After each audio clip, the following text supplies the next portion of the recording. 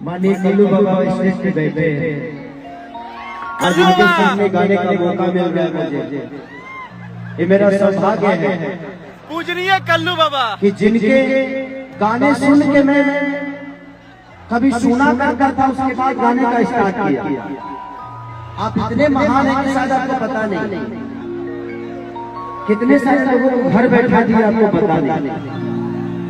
मैं नहीं आया होता तो सब लोग घर में बैठे रहे।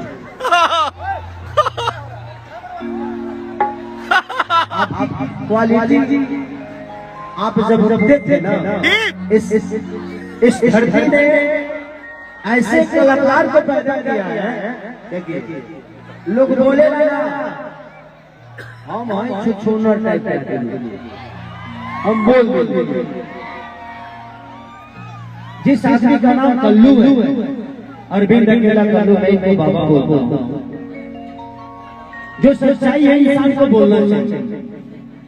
ये जब बज रहे थे ना, तो चाहे वो कौन भैया हो, चाहे खेसारी का तो कोई अस्तित्व नहीं था। उस समय तो हमारा मनो रामलिट्टी बेचता था। मैंने देखा है कि ये जब बज रहे थे तब कोई जितने भी सब घर पर गए। इस आदमी का कांडो मैंने देखा है, इसलिए आपको प्यार करता हूं। I love you.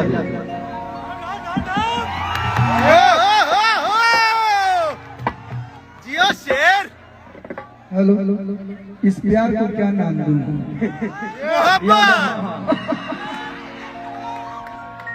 हम जाते हैं। बदल लो फिर से। बहुत बहुत धन्यवाद। और